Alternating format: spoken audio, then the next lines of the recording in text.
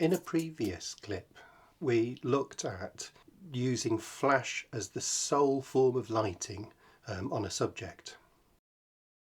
Hundreds of years ago, painters would look at subjects and look at how the light fell on them and practice different textures and different light sources. But they would also include a piece of background to give context to their picture. This setup has a softbox with my normal flash unit on it, and I've chosen a bowl of grapes and placed it on top of a box in a well-lit room. Now, with my normal flash settings, without the flash, it's very dark. With the flash, with those normal settings, I get a nice showing of the subject, but a little bit of the background.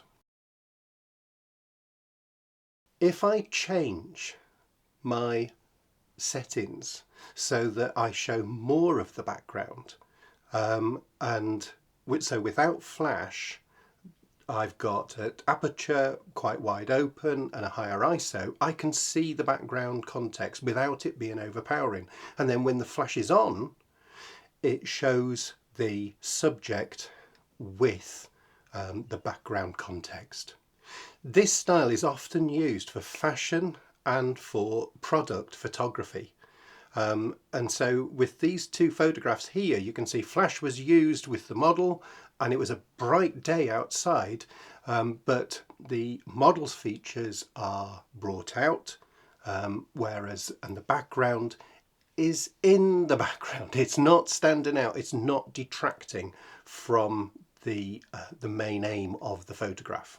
I changed the ISO and the aperture to accommodate the background detail, but I didn't change the shutter speed when I was using flash.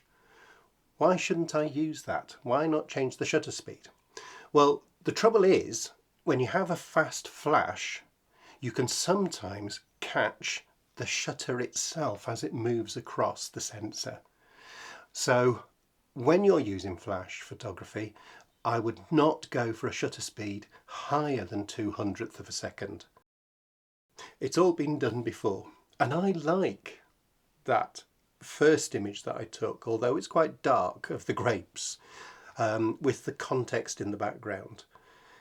I'm not saying I'm anywhere near as good as the artist who drew the still life that I showed at the beginning, but what they were doing was experimenting with light and experimenting with how that light reflected off different surfaces. I'll be honest with you, when I was younger, I did not enjoy looking at still life pictures, but now that I take those sort of pictures using flash photography myself, I can see how the artist was practicing with light and how it fell on a subject, and how it represented a 3D object on a 2D plane.